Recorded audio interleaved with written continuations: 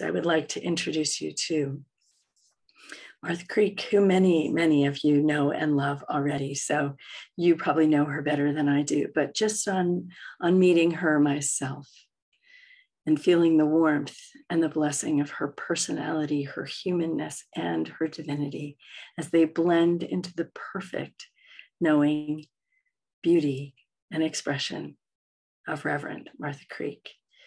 As you all do know her, you know that she bases some of her work and integrates all of her teachings that she studied over the many years of different meditation practices, different learnings of the work of Byron Katie, different schools of thought and different ordinations, as it turns out, so that she has plenty that she is drawing from to speak with us from her font of knowledge and also her deep heart and knowing and guidance. And so with that, I give you Reverend Martha Creek this morning.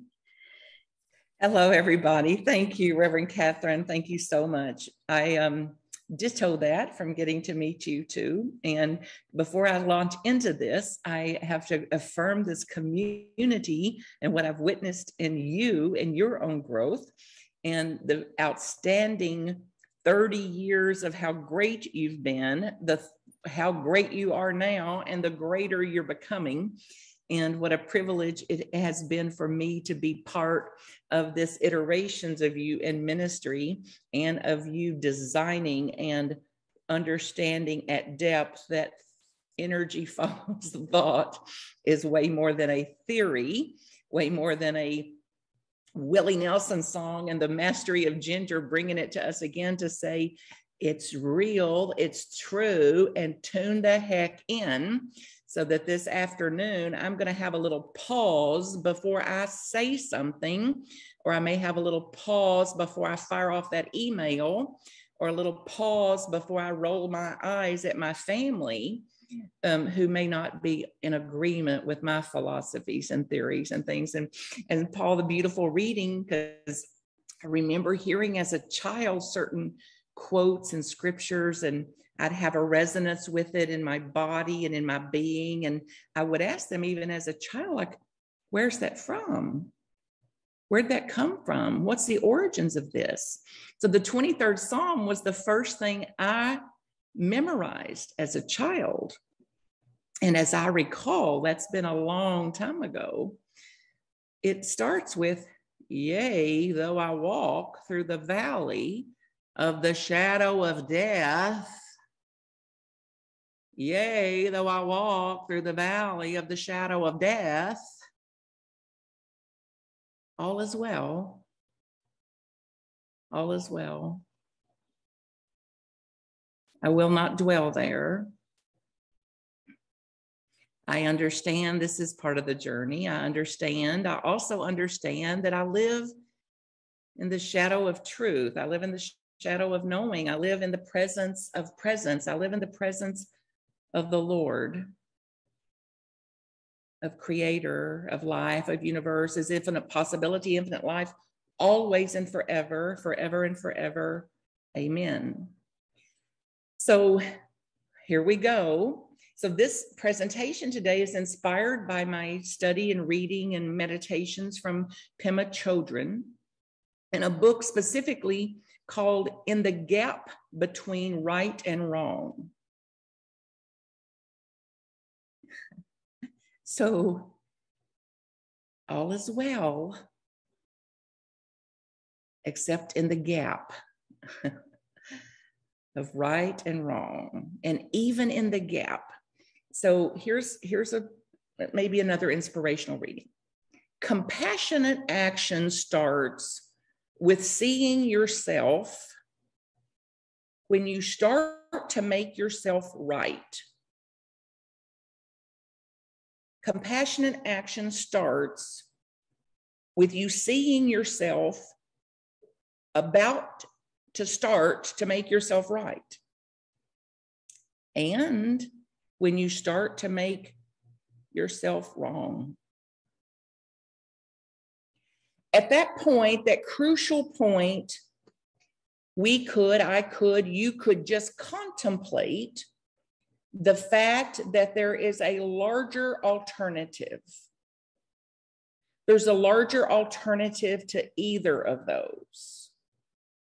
A larger alternative beyond right and wrong. It's more tender. It's a shaky kind of place, and a place where we can live, where you could live. So that's adapted from Pema Chodron's words in a gap between right and wrong. So then compassionate action, we speak about, sing about, talk about, preach, teach, compassion, compassion, compassion.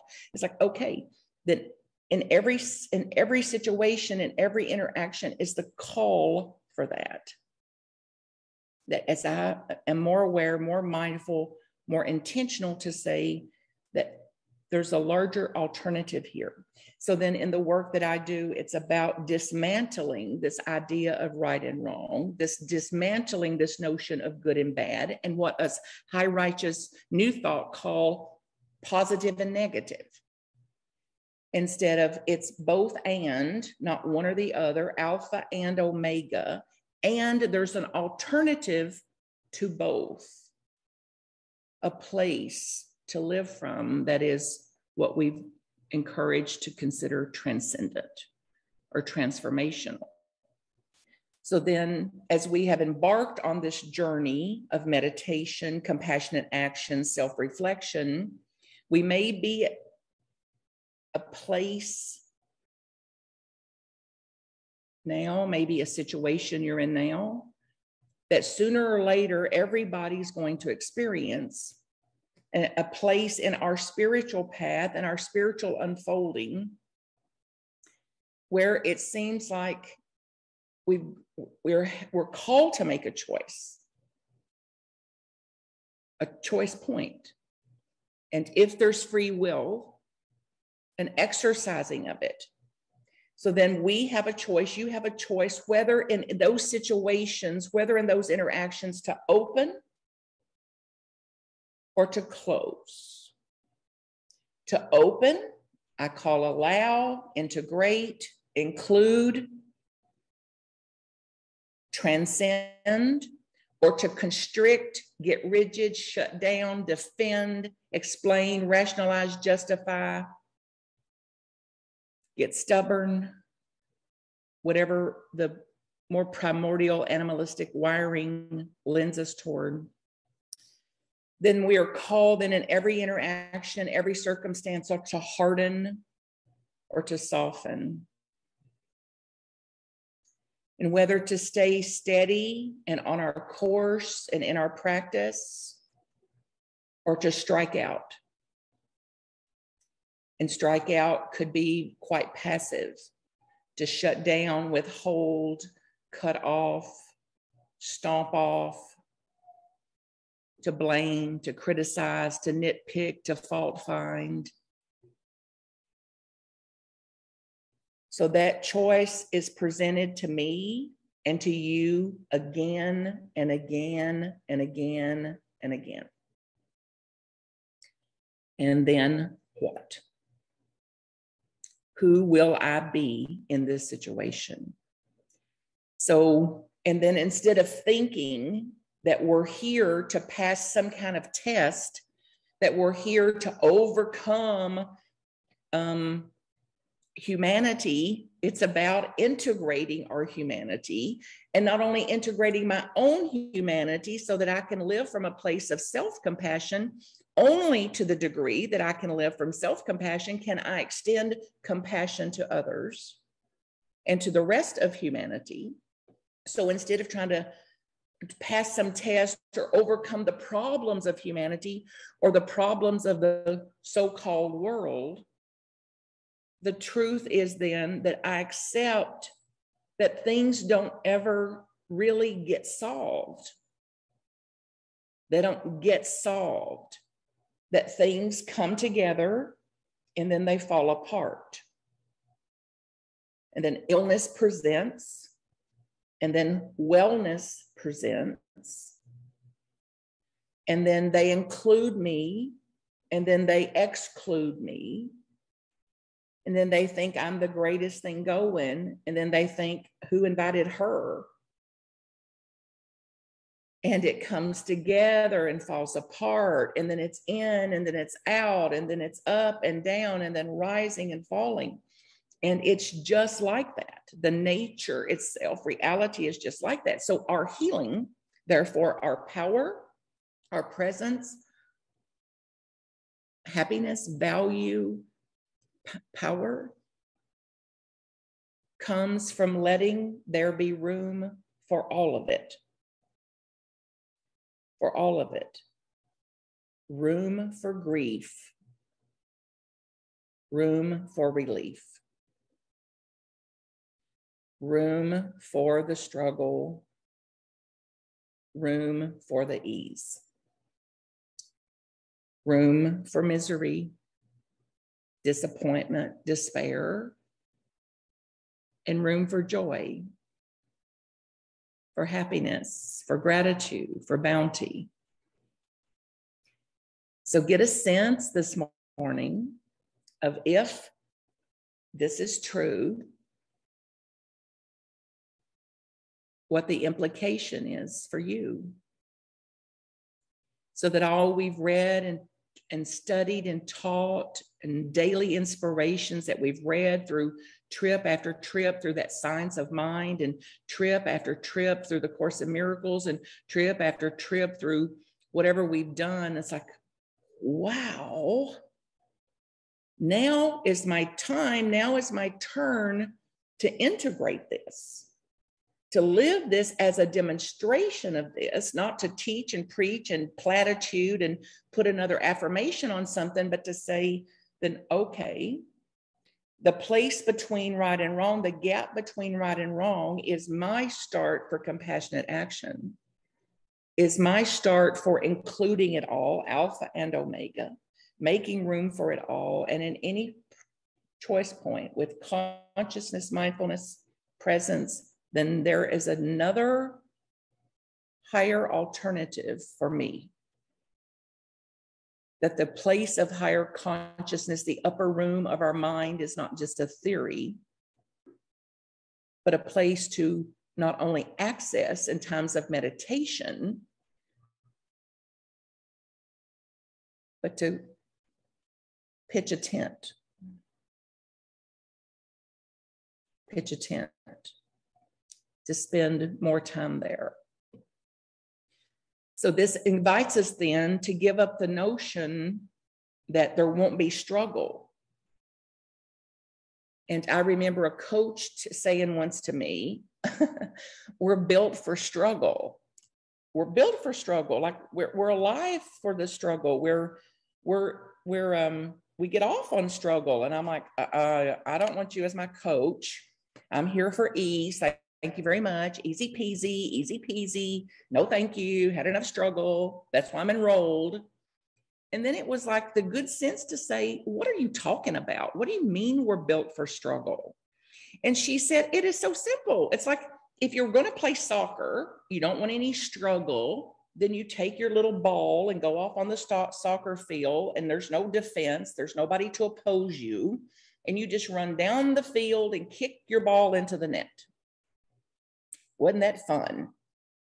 It's like, oh, okay, keep doing that. Just run down the field and kick the ball in the net. Well, how many times would you actually do that? Nah, boring. Okay, what else? So then that defense requires us to use the innovative, creative, resourceful part of our mind that says, I've got to figure out how to way to get around this defense. I've got to figure out who's quick. I've got to figure out who's agile. I've got to develop my own agility. I've got to see that I may not have the speed, but I might have the strength. I may have more power than they do. I may be quicker than some. I may not be so quick as some. So we're built for this innovation, this creativity, this expansion of our own mind, and the struggles and challenges are there to grow us, not just to go through something, but to grow through something that said, yes, it hurt like a son of a gun. Yes, I didn't prefer it. And yes, if I had a fast forward, I might have just pushed that fast forward button a time or two and said, okay, let's get on to the other side of this. And it says, okay, until I'm on the other side of this, I'm going to be with it differently. I'm going to be with it differently. That's where all the power in the universe is. How am I going to relate to this experience? What meaning will I give to this? What power, what will I talk about? Energy goes where thought goes.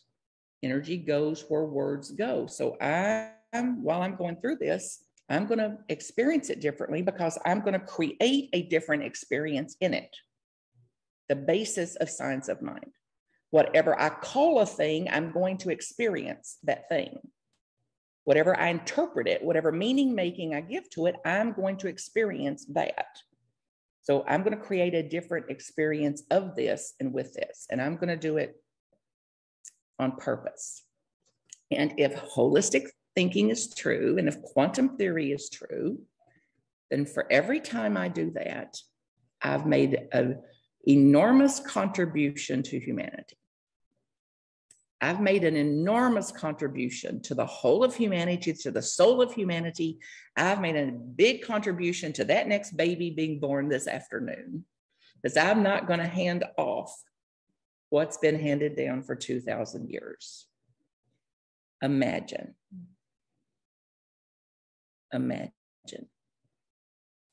a place, a pristine place, free of concepts,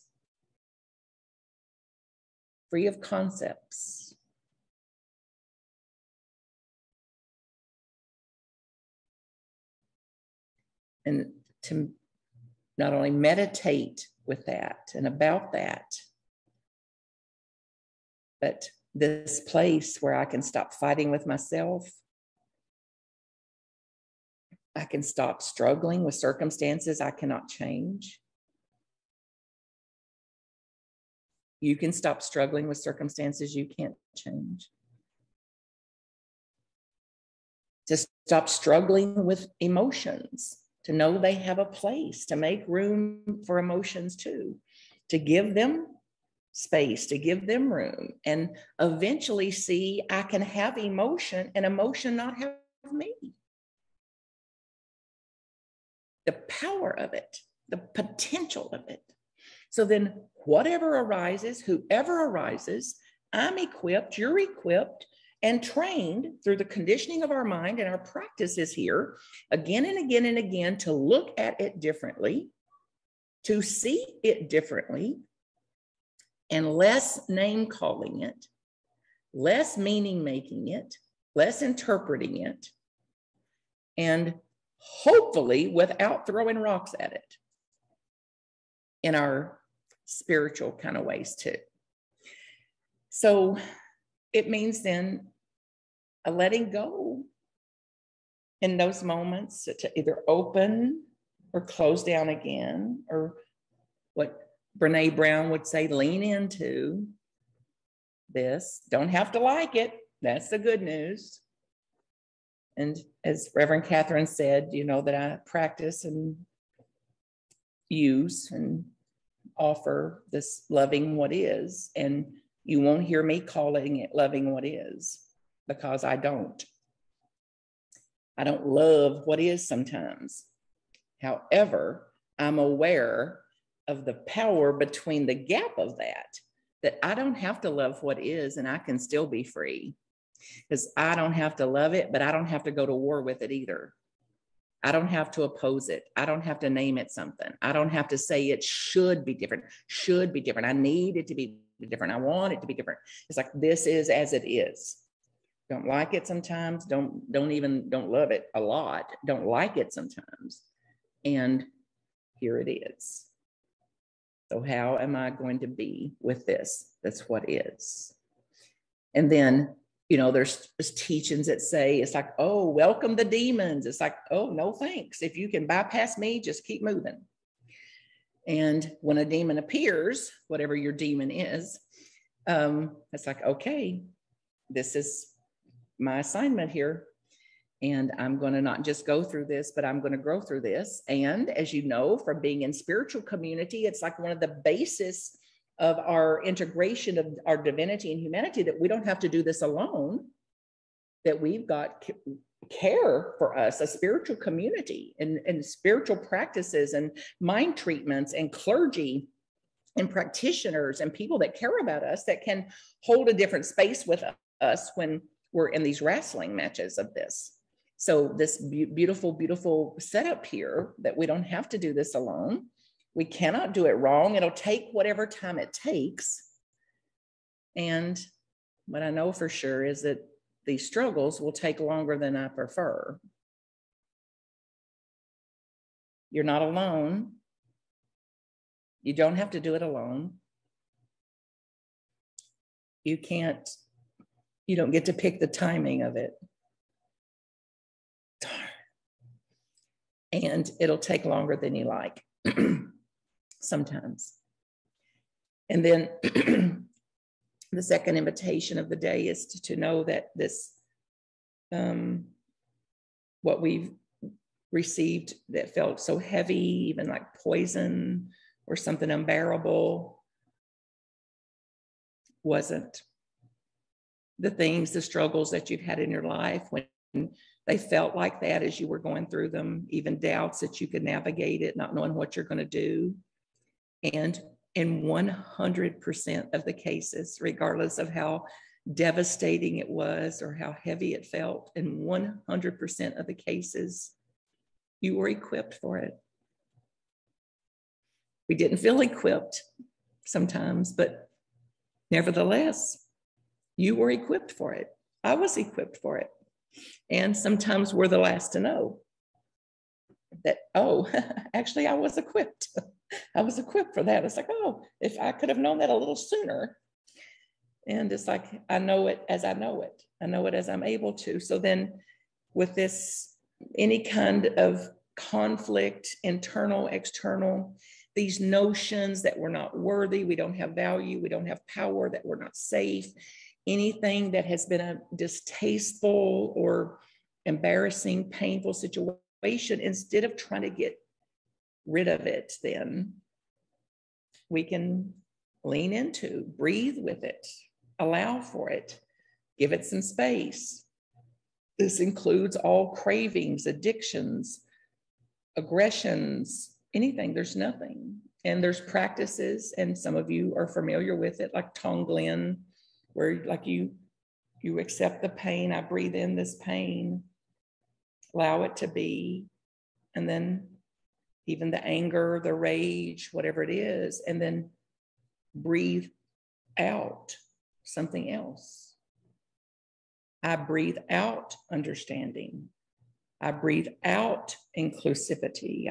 I breathe out allowance. I breathe out something different. And as I do that for myself, I'm doing that for everybody. As I do that, I'm doing that for myself, for my own soul's evolution, and then for the evolution of humanity. So what seems like poison or misfortune or our fault or blemishes or shame or whatever is part of the human condition. It's part of our humanity. It's a part of our human learning processes. And then in our kinship with this, with all living things, the material and everything beyond it, instead of pushing it away, running from it, denying it, suppressing, depressing, disown it, we can then connect with it instead. Turn toward it. Breathe in it, breathe with it, and then breathe out a bigger space. Breathe out openness. And this right or wrong business has been around since the beginning of creation. And the teachings of good and evil, right and wrong. So from childhood, so all of our existence, all of your existence, we have thought, and some of us been told, that there's something wrong with us. And that there's something wrong with the world. And there's something wrong with everything that comes along. That it is not perfect. It's got rough edges and bitter taste, and it's too loud and too sharp and too soft and wishy-washy, and they're irresponsible and incompetent and disrespectful and unkind, and off we go. And then off we go to make it better. Any of you that's hearing this today is clear about a calling to make this better. Whatever that it is, to make it better.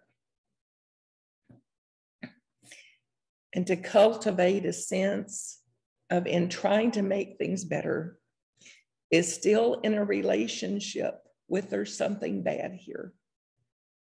There's something wrong here. We're still in a war with this if we're not careful. So then instead to allow some of this to dissolve with less war against it, without war toward it. And it's a different kind of encouragement. So that understanding that everything that occurs is not only usable and workable, but is actually the path. Not the path I had in mind, the path, reality. And then as we understand this more fully and say yes to this and lean toward and open to, then we can use everything that occurs without these conflicting emotions and these conflicting thoughts that our seeming outer situation is unbearable. So to use whatever's there, the difficult situations, to deepen our caring for ourselves, to be gentler on ourselves, to be gentler with others. So when the world is filled with pain or mishaps or difficulties, all for the transformation, all for transformation, all for my path of enlightenment, and whatever enlightenment is to you. And then it requires us then, some of us, me, to work with chaos, to work with it, to regard it that whatever arises is arising to an awaken an energy in me, to awaken the truth of me. So it's like, well, I'm awake. You know, I've got a degree, I've got a profession, I've raised children. Like, how much more awake can I be? It's like, well, one of my teachers used to say, honey, check to see if you've got a pulse. And if you've still got a pulse, then there's some awakening to do. So that's how I know that there's some awakening for me to do today. And to begin again. So whatever arises, train again and again and again in seeing it as it is. And from your innermost essence, your inherent, innate essence that has the power and potential to see it with less bias, less good and bad, less right and wrong.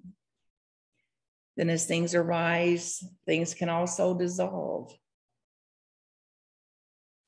And dissolve forever and ever. So yea, though I walk through the valley of the shadow of death, I fear none of this. I abide in the house of the Lord. So I have less judgment about it. I have less interpretation of it. And this is a primary new method for some of us to be with painful situations. And then as suffering arises, I'm going to breathe it in instead of suppress, depress, disown this. I'm going to allow for this, breathe this in for myself and everybody, for kinship, to cultivate the seed of compassion and openness in me. So no more pushing it away, trying to run from it, avoid it. I'm going to breathe in, connect with it, to do so more fully, and to breathe out that which I desire, that which I want to create more of in the world. So then whatever arises, I understand is an awakening energy, an awakened energy. This will reverse my habitual pattern of avoiding, of denying, trying to fix everything, trying to prove that it's a mistake, and to cultivate and uplift this view starting right here and right now. That's more encouraging for me to choose again and to choose the alternate perspective, a higher alternate perspective of right and wrong, good and bad, and to use it as my basis for attaining enlightenment or peace or ease or whatever you would call it. I bow to you. I thank you individually. I thank you as a community for your role in this world and living this out in the world. And I'm here to serve with you. And I know who you are. I know what you are. And I know how you serve. And I bow to you for that. And I'm with you all the way. MarthaCreek.com to contact me.